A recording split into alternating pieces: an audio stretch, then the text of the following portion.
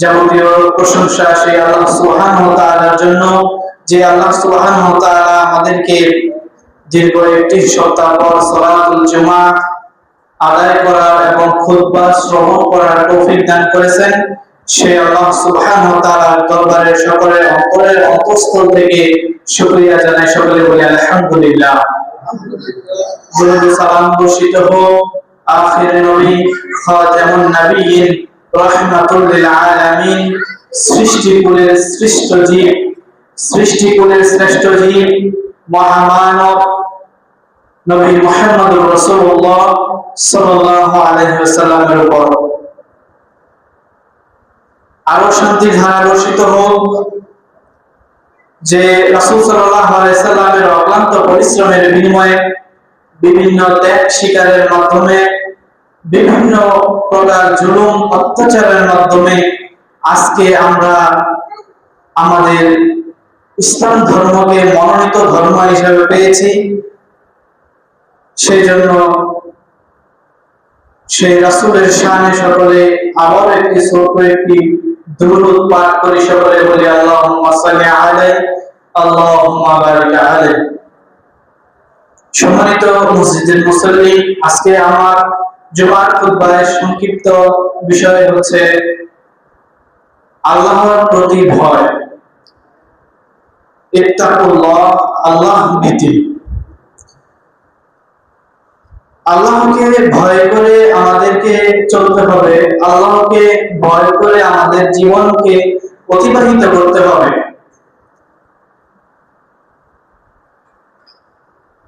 পৃথিবীতে আল্লাহ সুবহানাহু ওয়া তাআলা আমাদেরকে কেন সৃষ্টি করেছেন, যদি আমরা তাই না জানি তাহলে আমাদের দুনিয়াতে আসাই বৃথা। যদি আমরা না জানি যে আল্লাহ তাআলা কেন আমাদেরকে সৃষ্টি করেছেন, আমরা কেন দুনিয়াতে এসেছি, 40 বছর, 20 বছর, 50 বছর, 80 বছর, 90 বছর বাঁচবো, আমরা কি করব, আমরা যদি নাই জানি যে আল্লাহ তাআলা আমাদেরকে পাঠানোর উদ্দেশ্য কি, সেটা যদি আমরা নাই জানি তাহলে আমাদের এই দুনিয়াতে আসাটাই বৃথা।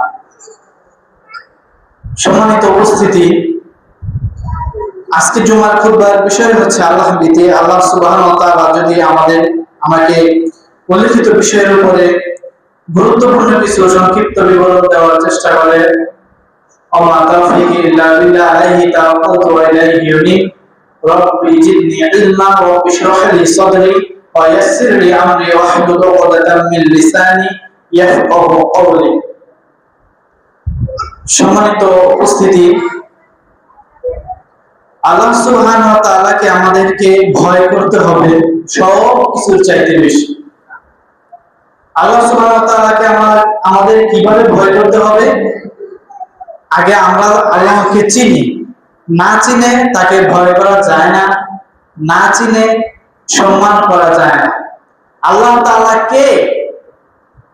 আল্লাহ তাআলার ক্ষমতা কি? ইহকালে ক্ষমতা কি, পরকালে ক্ষমতা কি, বিচারের দিনে ক্ষমতা কি, আমাদেরকে এটা আগে জানতে হবে, আল্লাহ তাআলাকে চিনতে হবে।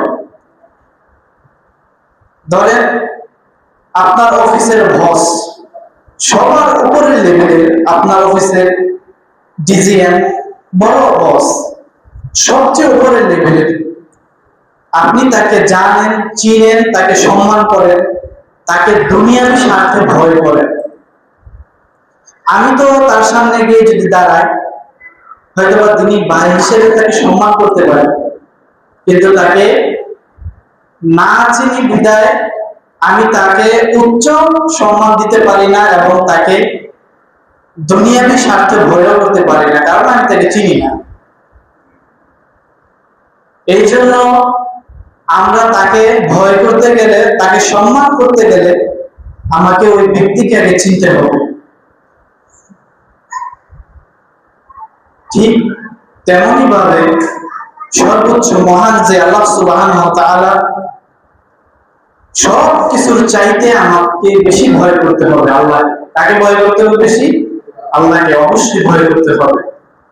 এই জন্য পবিত্র কোরআনে সূরা আলে ইমরানের 102 নম্বর আয়াতে আল্লাহ সুবহানাহু ওয়া তাআলা বলেন, ইয়া আইয়ুহাল্লাযীনা আমানুত্তাকুল্লাহ হাক্কা তুকাতিহি ওয়া লা তামুতুন্না ইল্লা ওয়া আনতুম মুসলিমুন।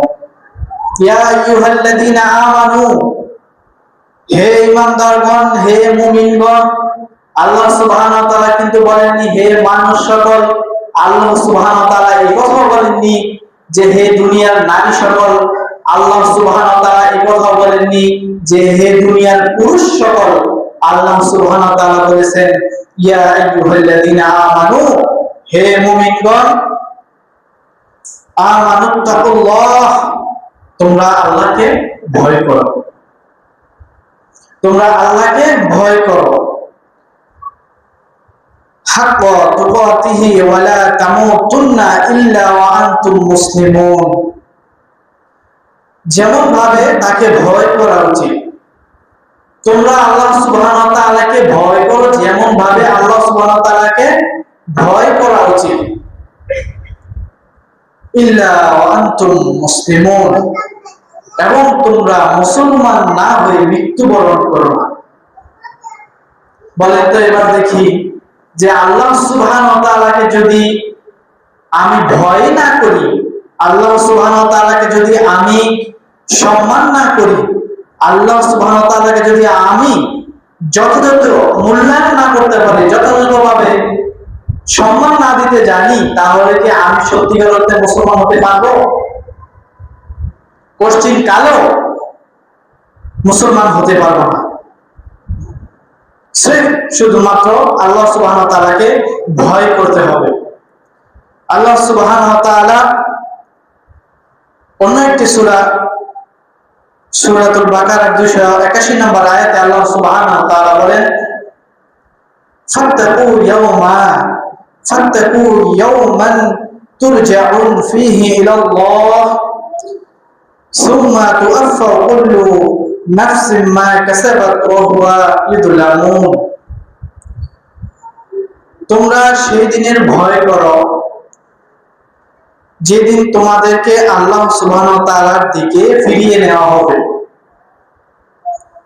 আল্লাহ সুবহানাহু ওয়া তাআলা রাসূল সাল্লাল্লাহু আলাইহি ওয়াসাল্লামকে বলতেছেন যে তোমরা সেই দিনের ভয় করো যেই দিন তোমাদেরকে আল্লাহ সুবহানাহু ওয়া তাআলার অতি নিকটে ফিরিয়ে নেওয়া হবে। সেই দিন কোন দিন? সেই দিন হচ্ছে বিচারের মাঠ। যেই বিচারের মাঠে সবাইকে এইরকম বিচারের কাঠগড়ায় দাঁড়িয়ে প্রত্যেকটা সময়ের প্রত্যেকটা সেকেন্ডের হিসাব দিতে হবে। ওই বিচারের দিনে আল্লাহ সুবহানাহু ওয়া তাআলার সামনে দাঁড়িয়ে প্রত্যেকটা সময়ের প্রত্যেকটা সেকেন্ডের প্রত্যেকটা দিনের হিসাব দিতে হবে। সেই আল্লাহ সুবহানাহু ওয়া তাআলার কাছে আল্লাহ আমাদেরকে ফিরিয়ে নেবেন। তখন যদি আমরা আল্লাহ সুবহানাহু ওয়া তাআলাকে এই দুনিয়াতে ভয় না করি, তাহলে পরকালে আল্লাহ সুবহানাহু ওয়া তাআলার কাছে কিভাবে আমরা সামনে দাঁড়াবো? আগে দুনিয়াতে ভয় করতে হবে আল্লাহ সুবহানাহু ওয়া তাআলাকে। আল্লাহ সুবহানাহু ওয়া তাআলাকে ভয় করে তাকে কান্নাকাটি করতে হবে, ভয় করে দুই হাত তুলে কান্নাকাটি করতে হবে। আমরা আল্লাহ সুবহানাহু ওয়া তাআলাকে চিনি না, এই জন্য আল্লাহ সুবহানাহু ওয়া তাআলাকে আমরা ভয় করতে জানি না। অতঃপর কাল কিয়ামতের মাঠে প্রত্যেক লোককে তার কৃতকর্মের বিনিময় দেওয়া হবে। সে দুনিয়াতে যা করেছিল, সে দুনিয়াতে যাই কর্ম করেছিল, যা কৃতকর্ম করেছিল, যাই করেছিল, তার ফলাফল দিয়ে দেওয়া হবে। সে যদি দুনিয়াতে সওয়াব কামাই করেছে, সে যদি দুনিয়াতে নেক কাজ করেছে, সে যদি দুনিয়াতে সাদাকা করেছে, সে যদি দুনিয়াতে সালাত আদায় করেছে, সে যদি দুনিয়াতে আল্লাহ সুবহানাহু ওয়া তাআলাকে ভয় করেছে, তার বিনিময়ে তাকে ওই দিন দেওয়া হবে, হিসাব বুঝিয়ে দেওয়া হবে। আর যদি সে নাফরমান বান্দাদের মধ্যে একজন বান্দা হয়, নাফরমান ব্যক্তিদের মধ্যে একজন ব্যক্তি হয়, মুনাফিক ব্যক্তির মধ্যে একজন ব্যক্তি হয়, তাহলে কিভাবে তাকে বিনিময় দেওয়া হবে? তার বিনিময় কি হবে? জাহান্নাম। যদি আপনি দুনিয়াতে ভালো কাজ করেন, এই দুনিয়ার ক্ষণস্থায়ী, এই দুনিয়ার সীমিত সময়ে আপনার বয়সটা আপনি বাঁচবেন কত বছর? 20 বছর, 30 বছর, 40 বছর, 50 বছর, 60, 70, 80 বছর আপনি বাঁচবেন। তখন কিয়ামতের দিন আপনার আল্লাহ সুবহানাহু ওয়া তাআলার সামনে দাঁড়িয়ে প্রত্যেকটা সময় হিসাব দিতে হবে। আপনি হিসাব দিয়েছেন, আপনি কৃতকর্ম সবকিছু প্রকাশ করেছেন, এর বিনিময়ে আপনি যা পাবেন আপনাকে তাই দেওয়া। এর বিনিময়ে যদি আপনার জান্নাত হয় আপনার নসিবে, তাহলে আলহামদুলিল্লাহ আপনি জান্নাতে যেতে পারবেন। আর যদি আপনার এর বিনিময়ে, আপনার কৃতকর্মের বিনিময়ে জঘন্য পাপ কাজ করার কারণে আপনার বিনিময় হয় জাহান্নাম, তাহলে আপনাকে আর কেউ ঠেকাতে পারবে না। রাসূলুল্লাহ সাল্লাল্লাহু আলাইহি ওয়াসাল্লাম বলেন যে আমি, যারা আল্লাহর প্রিয় বান্দা, যারা আল্লাহর ভয়ে কাঁদে, যারা দুই হাত তুলে আল্লাহ সুবহানাহু ওয়া তাআলার কাছে কাঁদে, ওই ব্যক্তির জিম্মাদারি আমি। তার কিভাবে সে জান্নাতে যাবে সেটা আমি দেখব। সে কিভাবে জান্নাতে যায় এর সুপারিশ আমি করে তাকে জান্নাতে পাঠানোর ব্যবস্থা করে দেব। সুবহানাল্লাহ। এজন্য সম্মানিত উপস্থিতি, বলতে চাই আল্লাহর ভয় করা আমাদেরকে জরুরি। কেমন জরুরি? বাধ্যতামূলক জরুরি, যদি আমাদের লক্ষ্য উদ্দেশ্য হয় জান্নাতে যাওয়া। আমাদের লক্ষ্য উদ্দেশ্য কি? শুধুমাত্র একটা, কি? জান্নাত। আমাদের লক্ষ্য উদ্দেশ্য শুধুই একমাত্র জান্নাত, স্রেফ জান্নাত। আমরা শুধুমাত্র জান্নাতে যেতে চাই। আমরা কি কেউ ইচ্ছাকৃতভাবে জাহান্নামে যেতে চাই? যদি আপনি একটা লোককে প্রশ্ন করেন যে ভাই আপনি কি জান্নাতে যেতে চান, বলবে হ্যাঁ চাই। আবার যদি আরেকটা লোককে আপনি প্রশ্ন করেন যে ভাই আপনি কি জাহান্নামে যেতে চান, সে কি বলবে জাহান্নামে যেতে চাই, জাহান্নামে যাব? সে কখনোই বলবে না আমি জাহান্নামে যাব।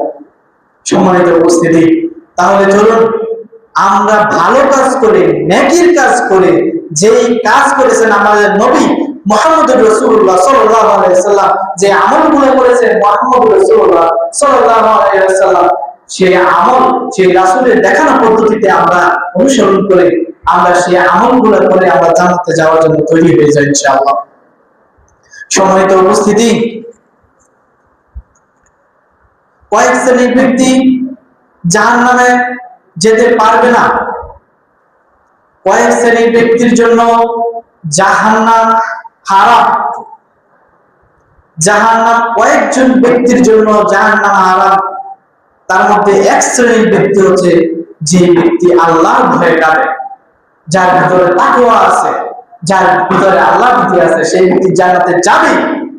যার ভিতরে তাকওয়া আছে সেই ব্যক্তি জান্নাতে যাবে, এই কথা মুহাম্মদ রাসূলুল্লাহ সাল্লাল্লাহু আলাইহি ওয়াসাল্লাম বলেছেন। রাসূল সাল্লাল্লাহু আলাইহি ওয়াসাল্লাম বলেন, ওই ব্যক্তি যতই ইবাদত করুক, ওই ব্যক্তি যতই ইবাদত করুক, যতই নফল সিয়াম রাখুক, যতই দান সাদাকা করুক, যতই সালাত আদায় করুক, তার সালাত, তার ইবাদত, তার নেকি কোনো কিছুই আসবে না যদি তার অন্তরের ভিতরে অহংকার থাকে। অহংকারী ব্যক্তি কখনোই জান্নাতে যাবে না, তার জন্য জান্নাত হারাম। যার ভিতরে সরিষা দানা পরিমাণ অহংকার রয়েছে। আপনাকে স্রেফ অন্তরে শুধুমাত্র আপনাকে লালন করতে হবে কি? আল্লাহর ভয়। আমি আল্লাহকে ভয় করি, আমি আল্লাহকে ভয় করে সালাত আদায় করতে এসেছি, আমি আল্লাহকে ভয় করে আমি সিয়াম পালন করতেছি, আমি আল্লাহকে ভয় করে আমি যাকাত দিতেছি, আমি আল্লাহকে ভয় করে আমি সাদাকা করতেছি, আমি আল্লাহকে ভয় করে আমি কুরবানি করতেছি। কিন্তু দেখেন, শুধুমাত্র আল্লাহর সন্তুষ্টির জন্য কে কে কত বেশি ইবাদত করে। আপনি দেখেন, আপনি দেখতে পাবেন যে কত মানুষ সালাত আদায় করতেছে কিন্তু তার সালাত রাসূলের পদ্ধতিতে হচ্ছে না। সে একদিন ইমাম সাহেবের কাছে এসে বলছিল না যে আমার সালাতটা দেখেন হয় কিনা, একটু দেখেন, আমার দোয়া এবং সূরাগুলো সঠিকভাবে হচ্ছে কিনা একটু দেখেন। কখনো সে শিখতে আসে না, জিজ্ঞাসা করতে আসে না। একজন ব্যক্তি রমজান মাসে শুধুমাত্র সিয়াম পালন করে কিন্তু সে অন্যান্য মাসে সালাত আদায় করে না, তাহলে কি তার বোঝা যায় অন্তরের ভিতরে আল্লাহর ভয় আছে? আল্লাহর ভয় যদি থাকে তাহলে কখনোই একটা চায়ের স্টলে বসে আড্ডা দিবেন না। আল্লাহর ভয় যদি ভিতরে থাকে তাহলে কখনো একটা মুমিন বান্দা চায়ের স্টলে বসে মানুষের বদনাম গীবত করে না। যদি আল্লাহর ভয় থাকে তাহলে চায়ের স্টলে বসে কখনোই বিড়ি সিগারেট খাবে না। যদি আল্লাহ ভয় থাকে তাহলে কখনোই আল্লাহ ভীতি থাকে তাহলে কখনোই সে অন্যের জমি দখল করবে না। যদি আল্লাহ ভয় থাকে, আল্লাহ ভীতি অন্তরে থাকে, তাহলে ওই ব্যক্তি কখনোই সে সুদ খাবে না। তাহলে সব কিছুর মধ্যে আমাকে আগে কি করতে হবে? আমার অন্তরে আগে আল্লাহ ভীতি জাগ্রত করতে হবে। আমাকে আগে আল্লাহকে চিনতে হবে। আল্লাহকে আল্লাহকে ভয় করতে হবে। আল্লাহকে ভয় করে আমি সালাত আদায় করব। সূরা আনকাবুতের 45 নম্বর আয়াতটি আপনি পড়ুন। আকিমিস সালাত ইন্নাস সালাতা তানহা আনিল ফাহশাই ওয়াল মুনকার। আপনি আল্লাহকে ভয় করবেন এবং সালাত আদায় করবেন। ইন্নাস সালাতা তানহা আনিল ফাহশাই ওয়াল মুনকার, যে তোমরা সালাত আদায় করো, তোমরা সালাত আদায় করো, নিশ্চয়ই সালাত অন্যায়, অশ্লীল, অপছন্দনীয়, মন্দ কাজ, ফাহিশা কাজ থেকে বিরত রাখে। কই আপনি তো সালাত আদায় করতেছেন, আপনাকে তো অপছন্দনীয় কাজ থেকে বিরত রাখলো না ওই সালাত। তাহলে বুঝতে হবে কি ওই সালাত আপনাকে পরিবর্তন করতে পারে না, কারণ আপনার ভিতরে আল্লাহর ভীতি ছিল না। আপনি কয়দিন সালাতে দাঁড়িয়ে আল্লাহ সুবহানাহু ওয়া তাআলার কাছে কান্নাকাটি করেছেন? কয়দিন আপনি দুই হাত তুলে আপনি আল্লাহ সুবহানাহু ওয়া তাআলার কাছে কান্নাকাটি করেছিলেন, চেয়েছিলেন কিছু, চোখের পানি ঝরঝর করে পড়েছিল? কতদিন? আপনি সালাত আদায় করেও তো আপনি জানায় লিপ্ত আছেন, আপনি সালাত আদায় করার পরেও তো আপনি সুদ খাচ্ছেন। তাহলে আপনার সালাতটা কি ভাই কাজে আসছে? না, শুধুমাত্র আল্লাহর সন্তুষ্টির জন্য ওই সালাতটা হবে যেই সালাত আপনাকে পরিবর্তন করতে পারে, যেই সালাত আপনার পরিবারকে পরিবর্তন করতে পারে, যেই সালাত আপনার সমাজকে পরিবর্তন করতে পারে, ওই সালাত আপনাকে আদায় করতে হবে। অনেকের মনে প্রশ্ন থাকতে পারে যে সালাত নাকি জান্নাতের চাবি, এ কথা কি ঠিক? নামাজ বেহেশতের চাবি, এ কথা কি ঠিক? নামাজ বেহেশতের চাবি, এই কথা যদি ঠিক হয়, তাহলে এই সালাত আদায় করার পরও তো অনেক ব্যক্তি সুদ খায়, জানা ব্যভিচার করে, মানুষের সম্পদকে ছিনিয়ে নেয়। তাহলে কিভাবে সালাত জান্নাতের চাবি হলো? জান্নাতের চাবি হচ্ছে লা ইলাহা ইল্লাল্লাহ। শুধুমাত্র জান্নাতের চাবি হচ্ছে লা ইলাহা ইল্লাল্লাহ। লা ইলাহা ইল্লাল্লাহ হচ্ছে জান্নাতের চাবি। আর এই জান্নাতের চাবি এর দাঁতগুলো হচ্ছে সালাত, সিয়াম, হজ, যাকাত, এগুলো হচ্ছে জান্নাতের চাবি, চাবির দাঁত। আপনি যদি কোনো চাবি দিয়ে তালা খুলতে যান, ওই চাবির যদি দাঁত না থাকে, দাঁতবিহীন চাবি দিয়ে আপনি তালা খুলতে পারবেন? কখনোই খুলতে পারবেন না। তাহলে আপনার আগে সর্বপ্রথম সব কিছু বাদ দিয়ে আপনাকে আগে স্বীকৃতি দিতে হবে লা ইলাহা ইল্লাল্লাহ। এই দিয়ে ঈমানকে চালু করা হয়, এই দিয়ে ঈমান জাগ্রত করা হয়, আল্লাহ ভীতি প্রদর্শন করা হয় আপনার অন্তরে। আপনার অন্তরে আল্লাহ ভীতি, আল্লাহর ভয় আগে চালু হোক, আগে শুরু হোক, তারপরে আপনার সালাত আদায় করেন। সম্মানিত উপস্থিতি, আবু হুরায়রা রাদিয়াল্লাহু তাআলা আনহু হতে বর্ণিত, তিনি বলেন রাসূল সাল্লাল্লাহু আলাইহি সাল্লাম বলেছেন, আল্লাহ তাআলা বলেছেন, এটা হচ্ছে হাদিসে কুদসি। হাদিসে কুদসিতে আল্লাহ তাআলা বলেছেন, মান খাফানি ফাকাদ আদলাজা, মান আদলাজা, মান খাফানি আদলাজা, ওয়া মান আদলাজা বালাগাল মানজিলা। আল্লাহ তাআলা বলতেছেন, যে ব্যক্তি আমাকে ভয় করলো সে যেন রাতে উঠে আমাকে ডাকে। যে ব্যক্তি আমাকে ভয় করলো সে যেন রাতে উঠে আমাকে ডাকে। মান আদলাজা বালাগাল মানজিলা, আর যে আমাকে ভয় করলো সে যেন জান্নাতে চলেই গেল। সুবহানাল্লাহ। তাহলে রাতে উঠে সালাত আদায় করা এবং রাতে জাগ্রত হওয়ার একটা সময় আছে। এই সময়টা কোনটা? তাহাজ্জুদের সময়। তাহাজ্জুদের সময় আল্লাহ প্রথম আসমানে নেমে আসে এবং সকল বান্দাদেরকে ডাকতে থাকে, আর ওই সময় আমরা ঘুমাই থাকি। ওই সময় আমরা গভীর ঘুমে মগ্ন থাকি, ওই সময় আল্লাহকে ডাকি না, আল্লাহ ডাকে আমরা সাড়া দিই না। আল্লাহ সুবহানাহু ওয়া তাআলার ডাকে আমরা একটু উঠে দুই হাত তুলে জড়জড় করে নির্জনে আমরা কান্নাকাটি করি, আমাদের দুই চোখের অশ্রু জড়জড় করে পড়বে, আর আল্লাহ সুবহানাহু ওয়া তাআলার কাছে আমরা চাইব। আল্লাহ তাআলা বলেন ওই বান্দাদেরকে আমি জান্নাতে দিয়ে দেব। সুবহানাল্লাহ। আবু হুরায়রা রাদিয়াল্লাহু তাআলা হতে বর্ণিত, তিনি বলেন রাসূল সাল্লাল্লাহু আলাইহি সাল্লাম বলেছেন, বিচারের মাঠে 7 শ্রেণীর ব্যক্তিদেরকে জান্নাতে দেওয়া হবে। 7 শ্রেণীর ব্যক্তিদেরকে বিশেষ ছায়াতলে রাখা হবে। আল্লাহ সুবহানাহু ওয়া তাআলা বিচারের মাঠে 7 শ্রেণীর ব্যক্তিদেরকে বিশেষ ছায়া দান করবেন, 7 শ্রেণীর মানুষকে বিশেষ ছায়া দান করবেন। তার মধ্যে এক শ্রেণীর মানুষ হচ্ছে ইমামুন আদিলুন, ন্যায়পরায়ণ নেতা। এর মধ্যে এক শ্রেণীর ব্যক্তি হচ্ছে ন্যায়পরায়ণ নেতা। ন্যায়পরায়ণ নেতা আমাদের ভাগ্যতে নাই, ন্যায়পরায়ণ শাসক আমাদের ভাগ্য নেই। অথচ ওই ন্যায়পরায়ণ শাসককে আল্লাহ সুবহানাহু ওয়া তাআলা ওই বিশেষ ছায়াতলে তাকে দান করবে, বিশেষ ছায়া দান করবে, বিশেষ মর্যাদা দান করবে। যেই দিন ওই বিশেষ ছায়া, ওই ওই ওই দিন বিশেষ ছায়া ছাড়া অন্য কোনো ছায়া থাকবে না। আল্লাহ সুবহানাহু ওয়া তাআলার এই বিশেষ ছায়া ছাড়া অন্য কোনো ছায়া থাকবে না। ওই দিন সূর্য চলে আসবে মাথার অতি নিকটে। এত গরম, এত তীব্র গরম, ঘাম ঝরঝর করে পড়বে। কারো ঘাম হবে টাকনো পর্যন্ত, কারো ঘাম হবে হাঁটু পর্যন্ত, কারো ঘাম হবে গলা পর্যন্ত। এই ঘামের নদীতে সে সাঁতরাতেই থাকবে, সাঁতরাতেই থাকবে। ওই দিন আল্লাহ তাআলার ছায়া ছাড়া আর কোনো ছায়া থাকবে না। 2 নাম্বার হচ্ছে শাবুন নাশা ফি ইবাদাতিল্লাহ। ওই যুবক যে তার যৌবনকালটা আল্লাহর রাস্তায় ব্যয় করেছে।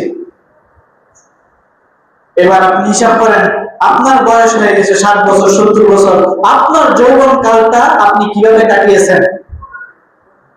হাসি তামাশায় কাটিয়ে দিয়েছেন, রং তামাশায় কাটিয়ে দিয়েছেন, সালাত আদায় করেননি, কিছুই করেননি, আপনি শুধুই হেলায় ফেলায় দিন কাটিয়েছেন। ওই দিনের হিসাব আপনাকে দিতে হবে। আল্লাহ সুবহানাহু ওয়া তাআলা ওই ব্যক্তি, যে ব্যক্তি যৌবনকালে ইবাদত করেছে, আল্লাহ সুবহানাহু ওয়া তাআলা তাকে বিশেষ ছায়া দান করবেন। মৃত্যুর পরে এমন একটা সময় আসবে, রাসূল সাল্লাল্লাহু আলাইহি সাল্লাম বলেন যে মৃত্যুর পরে এমন একটা সময় আসবে, সে ওই দিন উঠে দেখবে, যে বিচারের মাঠে উঠে দেখবে যে সে মাত্র দুনিয়াতে বেঁচে ছিল একদিন বা এক রাত বা এক সকাল, এরকম বেঁচে ছিল। সে দুনিয়াতে বেঁচে ছিল শুধুমাত্র একদিন বা এক রাত, এক সকাল বেঁচে ছিল। অথচ সে দুনিয়াতে বেঁচে ছিল 70, 80 বছর, 90 বছর বেঁচেছে। কিন্তু এই দিনগুলা কোথায় চলে গেল? এই দিনগুলা কোথায় চলে গেল? এই দিনগুলা চলে গেছে হেলায় ফেলায়, সময় নষ্ট করে চলে গেছে। যেই দিনগুলোতে আপনি সময় নষ্ট করেননি, শুধুমাত্র আল্লাহর তাসবিহ, তাহলিল এবং বিভিন্ন প্রকার ওয়াজ নসিহত বা আল্লাহ সুবহানাহু ওয়া তাআলার গ্রন্থ পুস্তক আপনি পাঠ করেছিলেন, সময়টাকে আপনি কাজে লাগিয়েছিলেন, ওই সময়টা আপনার ওই কাল কিয়ামতের মাঠে দাঁড়াবে। তখন সব মিলে দেখানো হবে যে আপনার শুধুমাত্র আপনি দুনিয়াতে বেঁচে ছিলেন শুধুমাত্র একদিন বা এক রাত, শুধুমাত্র বেঁচে ছিলেন, আর সকল দিন এমনিতেই নষ্ট হয়ে গেছে। তাহলে একদিনে আপনি কি করেছিলেন, বা একটা সকালে আপনি কি করেছিলেন, শুধুমাত্র এটা আপনাকে ফেস করা হবে। আর সারা বছর কি করেছেন তা সব নষ্ট হয়ে গেছে। প্রত্যেকটা মানুষকে তার ওই সময় হিসাব অবশ্যই দিতে হবে।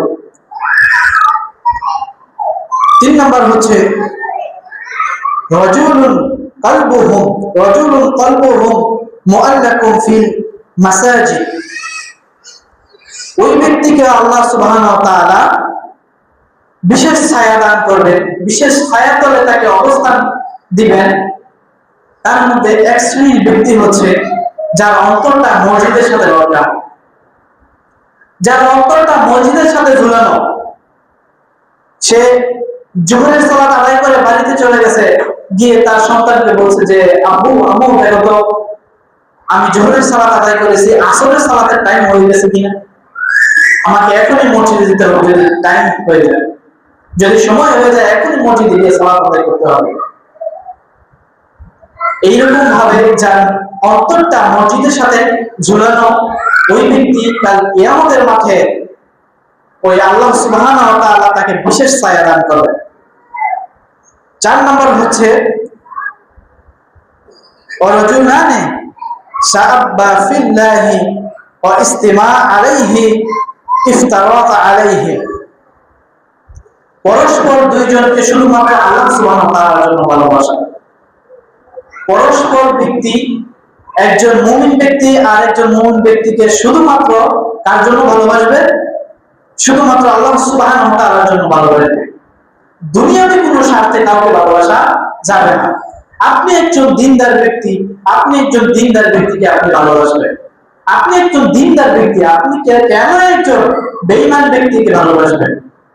আপনি তাকে দাওয়াত দিবেন, সে যদি আপনার দাওয়াতকে প্রত্যাখ্যান করে তারপর তাকে অন্তর থেকে ঘৃণা করতে হবে। এই জন্য আল্লাহ সুবহানাহু ওয়া তাআলা, আপনি যদি তাকে আল্লাহ সুবহানাহু ওয়া তাআলার জন্য, স্রেফ আল্লাহ সুবহানাহু ওয়া তাআলার জন্য ভালোবাসেন, তাহলে কাল কিয়ামতের এই বিভীষিকাময় দিনে শুধুমাত্র আপনাকে এর আরশের ছায়া তলে আল্লাহ বিশেষ ছায়া দান করবেন। সুবহানাল্লাহ। তারপর 5 নম্বর হচ্ছে রাজুলুন যাকারাল্লাহ খালিআন। 5 নম্বর আল্লাহ সুবহানাহু ওয়া তাআলা বলতেছেন হাদিসে কুদসিতে, যে ব্যক্তি নির্জনে আল্লাহকে ডাকে ওই ব্যক্তিকে আল্লাহ সুবহানাহু ওয়া তাআলা বিশেষ ছায়া দান করবেন। যে ব্যক্তি নির্জনে আল্লাহ সুবহানাহু ওয়া তাআলাকে ডাকে, নির্জনে আল্লাহ সুবহানাহু ওয়া তাআলাকে দুই হাত তুলে কান্নাকাটি করে দুই হাত তুলে আল্লাহ সুবহানাহু ওয়া তাআলাকে ডাকে। এখানে কিন্তু সবাই একত্রে মিলে কথা বলা হয়নি, সবাই একত্রে আল্লাহ সুবহানাহু ওয়া তাআলাকে যেভাবে ডাকে ওইভাবে ডাকার কথা বলা হয়নি। 5 ওয়াক্ত সালাতের পরে যেভাবে সবাই একসাথে মোনাজাত ধরে ধরে না বেদাতি ভাইরা আমাদের, 5 ওয়াক্ত সালাতের সালাম ফিরানোর সাথে সাথে সবাই মিলে হাত তুলে মোনাজাত তুলে আল্লাহ সুবহানাহু ওয়া তাআলার কাছে চায়, ওই চাওয়ার কথা আল্লাহ সুবহানাহু ওয়া তাআলা বলেন। আল্লাহ সুবহানাহু ওয়া তাআলা বলেছেন নির্জনে যে ব্যক্তি আল্লাহ সুবহানাহু ওয়া তাআলার কাছে চায়, ওই হুজুর জানেও না পুরো সালাতটাই যে দোয়া, সালাত শব্দের অর্থ হচ্ছে প্রার্থনা করা, দোয়া করা। ওই হুজুর জানেই না পুরো সালাতটাতে আমি দোয়া করেছি, আবার সালাম ফিরানোর পর দোয়া করতে হবে, না হলে তার সালাত পরিপূর্ণ হয় না। নাউজুবিল্লাহ। পুরো সালাতটাই বাতিল করে দিয়েছে সেই বিদআত করার কারণে। আপনি একটা বিদআত করবেন, আপনার একটা আমল নষ্ট হয়ে যাবে। আপনি বিদআত করবেন, আপনার আমল নষ্ট হয়ে যাবে, আপনার আমল কোনো কাজে আসবে না। সম্মানিত উপস্থিতি, সেজন্য বলতেছি যে ওই ব্যক্তিকে আল্লাহ সুবহানাহু ওয়া তাআলা বিশেষ ছায়া দান করবে যে ব্যক্তি আল্লাহর ভয়ে নির্জনে কাঁদে, নির্জনে আল্লাহ সুবহানাহু ওয়া তাআলার কাছে কিছু চায়। 6 নম্বর হচ্ছে ওই ব্যক্তি বিশেষ ছায়াতলে থাকবে যে ব্যক্তিকে সম্ভ্রান্ত পরিবারের একটা মেয়ে, যুবতী সুন্দরী একটা মেয়ে তাকে জানার প্রস্তাব দেয়, অতঃপর সে এই প্রস্তাব পেয়ে বলে ইন্নী আখাফুল্লাহ, আমি আল্লাহকে ভয় করি, আমার দ্বারা এই কাজ করা সম্ভব নয়। একজন যুবককে এরকম ভাবে প্রস্তাব করলে সে যেন শুধুমাত্র বলে যে ইন্নী আখাফুল্লাহ, আমি শুধুমাত্র আল্লাহ সুবহানাহু ওয়া তাআলাকে ভয় করি, আমার অন্তরে আল্লাহ সুবহানাহু ওয়া তাআলার ভয় আছে, আমিও আল্লাহকে ভয় করি, আমি আল্লাহর সৃষ্টি, তুমিও আল্লাহকে ভয় করো, তুমিও আল্লাহর সৃষ্টি। হযরত ইউসুফ আলাইহিস সালামের ঘটনা যদি আমরা একটু দেখতে চাই, ইউসুফ আলাইহিস সালাম তারা ছিলেন 11 ভাই। ইউসুফ আলাইহিস সালাম যখন মিশরে, তখন আজিজের মিশরের একজন বাড়ির একজন কাজের লোক ছিল।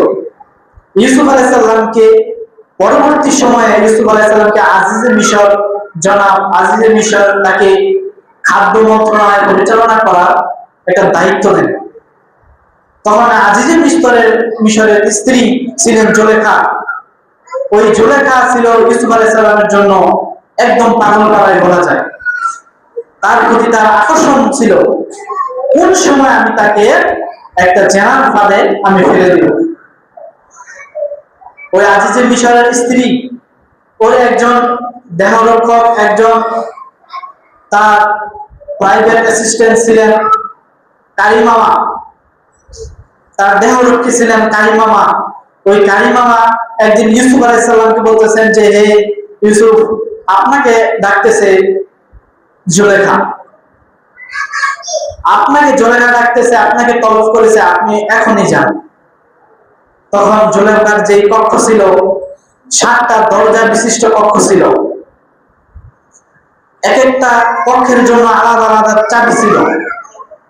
ইউসুফ আলাইহিস সালাম যখন 7টা কক্ষ একের পর এক 7টা দরজা অতিক্রম করতে লাগলো, তখন পিছন দিক থেকে কারিমামা এসে প্রত্যেকটা দরজা চাবি দিয়ে লক করে শেষ পর্যন্ত 7 নম্বর দরজার পরে জুলেখার এই ঘরটা, রুমটা। তখন ইউসুফ আলাইহিস সালাম ওইখানে গিয়ে দাঁড়ানোর পরে বলতেছেন যে, হে, আমাকে আপনি তলব করেছেন সম্ভবত। তো জুলেখা বলতেছে, হ্যাঁ, আমি তোমাকে তলব করেছি। কিছুক্ষণ কথাবার্তা বলার পরে তখন জেনার প্রস্তাব দিলেন অবশেষে ইউসুফকে। তখন ইউসুফ আলাইহিস সালাম এই কথাটাই বলেছিলেন, ইন্নী আখাফুল্লাহ, আমি শুধুমাত্র আল্লাহকে ভয় করি। আমার জেনা, আমি যদি জেনায় লিপ্ত হই, তখন সেই আল্লাহ সুবহানাহু ওয়া তাআলা আমাকে দেখতে পাবে। তখন জুলেখা ঘরের ভিতরে, যে আমাকে মহান রব আমাকে দেখতে পাবে, যিনি সৃষ্টি করেছেন, সৃষ্টিকর্তা, পালনকর্তা, তুমি আমাকে দেখতে পাবেন, আমি এটা কিভাবে করবো, আমি এটা করতে পারবো না। তখন জুলেখা কাপড় দিয়ে সব মূর্তিকে ঘরের ভিতরে রেখে ফেললেন।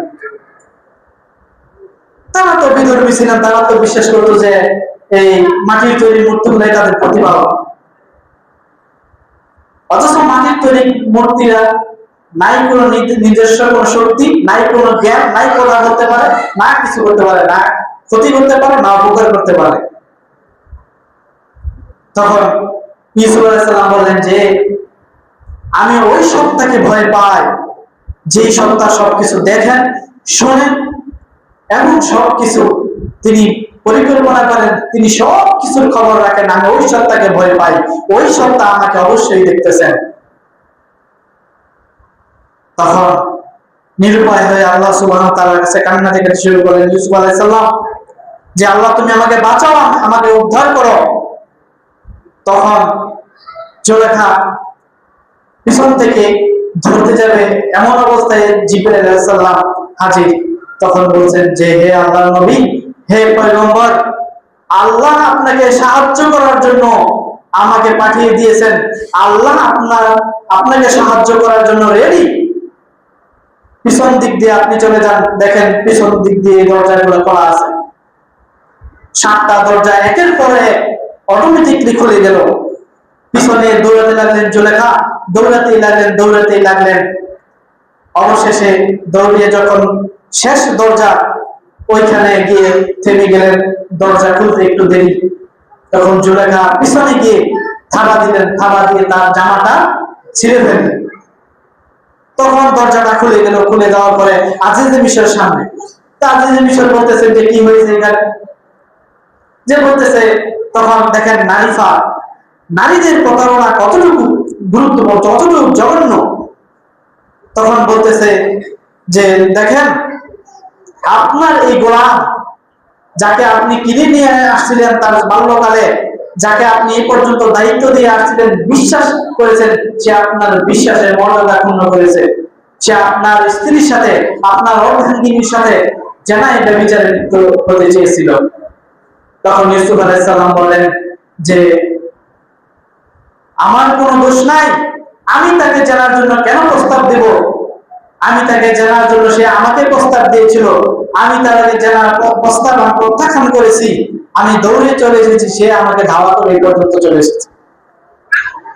তারপর আজিজে মিশর বলতেছেন যে হে ইউসুফ, তোমার কি কোনো সাক্ষী আছে যে সাক্ষী তুমি উপস্থিত করতে পারবে? তখন ইউসুফ আলাইহিস সালাম বলতেছেন যে না, আমার এরকম কোনো সাক্ষ্য নাই, আল্লাহ ব্যতীত কোনো সাক্ষী নাই, আমার সাক্ষী একমাত্র সুবহানাহু ওয়া তাআলা, আল্লাহ সুবহানাহু ওয়া তাআলা। এই আল্লাহ সুবহানাহু ওয়া তাআলা ছাড়া আমার আর কোনো সাক্ষী নেই। তখন বলছে যে তোমাকে কারাগারে নিক্ষেপ করা হবে, তোমাকে কারাগারে যেতে হবে, তোমাকে কারাগারে নিক্ষেপ করা হবে তুমি যদি এর প্রমাণ করতে না পারো। তখন ইউসুফ আলাইহিস সালাম চিন্তা করলেন যে ওই যে কক্ষে যখন আমি প্রবেশ করেছিলাম তখন একটা শিশু কান্নাকাটি করতেছিল। তখন বলতেছে হ্যাঁ, আমার সাক্ষী একজন আছে, তাড়াতাড়ি তুমি তোমার সাক্ষীকে উপস্থিত করো। তখন ইউসুফ আলাইহিস সালাম বলল যে ওই যে বাচ্চাটা কান্নাকাটি করতেছে, ওই বাচ্চাটাকে আমার সামনে নিয়ে আসুন। ওই বাচ্চাটা কান্নাকাটি করতেছে, ওই বাচ্চাটা দুধের বাচ্চা, কোলের বাচ্চা একদম, নিয়ে আসলো তার কাছে। তখন ইউসুফ আলাইহিস সালাম বাচ্চাটির মাথায় হাত বোলাচ্ছেন আর বলছেন যে তুমি সত্য কথা বলো, তুমি সত্য ঘটনা বলো, যা তোমাকে শিক্ষা দিয়েছেন সেই মহান রব, তুমি ওই কথাটাই বলো, তুমি ওই সত্য কথাটাই বলো যেটা তোমাকে শিক্ষা দিয়েছেন আমার মহান রব আল্লাহ সুবহানাহু ওয়া তাআলা। তখন ওই বাচ্চাটি কথা বলতে শুরু করলো। বাচ্চাটি বলল যে যদি জামা যদি সামনের দিক দিয়ে ছেঁড়া থাকে তাহলে ইউসুফ দোষী, ইউসুফ নির্দোষী, জুলেখা দোষী। আর যদি জামা পিছন দিক দিয়ে ছেঁড়া থাকে তাহলে ইউসুফ নির্দোষী, জুলেখা দোষী, জুলেখা অন্যায় করেছে। তখন সবাই অবাক কাণ্ডে অবাক চিত্তে দেখতে থাকলো যে বাচ্চা এরকম দুধের একটা কোলের একটা বাচ্চা কিভাবে কথা বললো। আজিজের মিশর ইউসুফ আলাইহিস সালামকে সামনে রাখলেন, অতঃপর দেখলেন জামা পিছন দিক দিয়ে ছেঁড়া। তখন ভাবলেন যে জুলেখাই দোষী, ইউসুফ নির্দোষী, ইউসুফের কোনো দোষ নেই, ইউসুফ কোনো অন্যায় করেনি। তারপরেও আজিজের মিশরের এই মর্যাদা মান বজায় রাখার জন্য ইউসুফ আলাইহিস সালামকে অবশেষে কারাগারে পাঠিয়েছিলেন জুলেখা। আল্লাহর ভয় ছিল ইউসুফ আলাইহিস সালামের ভিতরে। আমরা কি গল্প থেকে কি বুঝতে পারলাম? এই ঘটনা থেকে আমরা বুঝতে পারলাম যে ইউসুফ আলাইহিস সালামের ভিতরে তাকওয়া ছিল, ভয় ছিল, যার কারণে এই বিপদ থেকে রক্ষা করেছে কে? আল্লাহ। দেখেন, শুধুমাত্র ভয় ছিল, আল্লাহকে চিনার ওটাই ছিল, আল্লাহ তাআলাকে চিনে ভয় করেছিল। আরেকটি ঘটনা যদি আপনাদেরকে বলতে চাই তাহলে সময় সংক্ষিপ্ত, আমি সংক্ষিপ্ত আকারে বলবো। বনী ইসরাঈলের যুগে একজন ইমানদার, একজন ভালো, একজন পরহেজগার একজন ব্যক্তির নাম ছিল জুরাইজ। দেখেন, আল্লাহ ভয় থাকলে আল্লাহ যে কিভাবে মানুষকে উদ্ধার করে, কিভাবে মুমিন বান্দাকে উদ্ধার করে। তখন এই জুরাইজ তার বাড়ির পাশে একটা ইবাদতখানা ছিল, সেখানেই সে প্রায় সময় সে ইবাদত করত, ইবাদতের মগ্ন থাকতো।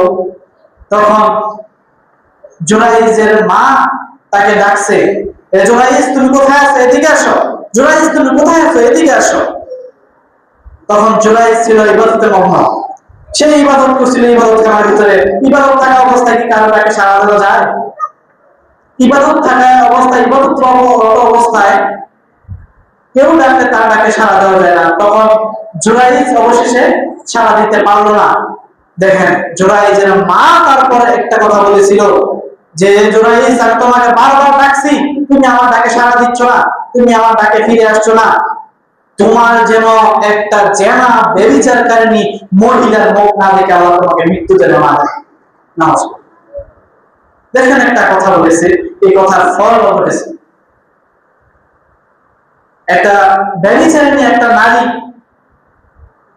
এসেছিল তার কাছে, এসে বলছে যে হে জুরাইজ, আমি তোমার সাথে কামনা বাসনায় লিপ্ত হতে চাই, আমি তোমার সাথে জেনা ব্যভিচারে লিপ্ত হতে চাই। তখন জুরাইজ তা প্রত্যাখ্যান করলেন, বলল যে ইন্নী আখাফুল্লাহ। ইউসুফ আলাইহিস সালাম যেইভাবে আল্লাহ সুবহানাহু ওয়া তাআলার কাছে আশ্রয় চেয়েছিল, তখন জুরাইজ আল্লাহ সুবহানাহু ওয়া তাআলার কাছে আশ্রয় চেয়েছিল, বলছে ইন্নী আখাফুল্লাহ, যে আমি শুধুমাত্র আল্লাহ তোমাকে ভয় করি, আল্লাহকে আমি ভয় করি, এই দ্বারা আমার জন্য এই কাজ সম্ভব না। এরকম জঘন্যতম কাজ আমার দ্বারা সংগঠিত হওয়া সম্ভব না।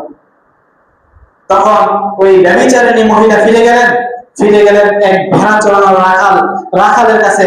ওই রাখালের কাছে গিয়ে সে জায়গায় লিপ্ত হয়ে পড়লেন। কিছুদিন যাওয়ার পর ওই ব্যভিচারিণী মহিলার একটা বাচ্চা সে কোলে নিয়ে আসলো। কোলে নিয়ে এসে জুরাইজের বাড়িতে উপস্থিত, বলছে যে এই জুরাইজ, আমি যে তোমার কাছে এসেছিলাম তোমার সাথে কামনা বাসনা পূরণ করার পর, তোমার কাছে আমি এই বিভিন্ন পর্যায়ে আমি যাওয়ার পর, তোমার সাথে কামনা বাসনায় লিপ্ত হওয়ার পর আমার কোলে দেখো একটা বাচ্চা এসেছে, এই বাচ্চা তোমার। তখন এই বনী ইসরাইলের সকল লোক একত্রিত হতে থাকলো, একত্রিত হয়ে দেখলো যে ওই মহিলার কোলে বাচ্চা। ওই মহিলা সাক্ষ্য দিচ্ছে যে দেখেন, এ আপনার ভালো মানুষ, এ আপনাদের ভালো মানুষ, যাকে আপনারা এতদিন ধরে চিনছেন, যাকে বুঝতেছেন যে উনি ভালো মানুষ, উনি ইবাদত করে, পরহেজগার মানুষ। দেখুন সে আমার সাথে জানাই ব্যভিচারে লিপ্ত হয়েছিল, জানাই ব্যভিচারে লিপ্ত হওয়ার পর আমার কোলে একজন সন্তান এসেছে।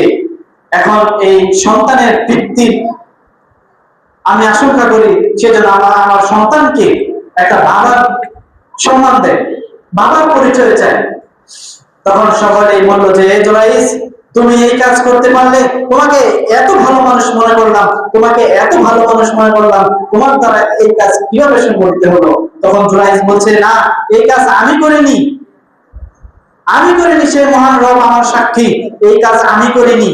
তখন আরবের সব লোক মিলে, বনী ইসরাইলের সব লোক মিলে এই জুরাইজের ইবাদতখানাকে ভেঙে চৌচির করে দিলেন, ভেঙে খান করে দিলেন। তখন জুরাইজের তখন আর সাক্ষী নেই। জুরাইজ বলছে, ওই বাচ্চাটাকে আমার সামনে নিয়ে আসেন, ওই বাচ্চাটা একমাত্র আমার সাক্ষী দিতে পারবে, তার বাপকে, বাচ্চাটাকে জিজ্ঞাসা করেন। তখন সকলে হাসাহাসি করতে লাগলো যে বাচ্চা, একজন কোলের বাচ্চা, দুধের বাচ্চা, ওই কিভাবে সাক্ষী দিবে, ওই তো কথাই বলতে পারে না। তখন বাচ্চাটাকে নিয়ে আসলো। তখন বলল, হে আল্লাহর বান্দা, তোমাকে আল্লাহ সুবহানাহু ওয়া তাআলা যা শিক্ষা দিয়েছেন তুমি তা থেকে তুমি সত্য কথা বলো। যদি তুমি আল্লাহ তাআলার বান্দা হয়ে থাকো, তুমি সত্য কথা বলো। তোমার পিতাকে? তখন ওই বাচ্চাটি বলতে লাগলো আল্লাহ তাআলার হুকুমে যে সকলেই শুনুন যে আমার পিতা ওই জুরাইজ নয়, আমার পিতা হলো ভেড়া চড়ানো রাখাল। ভেড়া চড়ানো রাখাল ছিল আমার পিতা।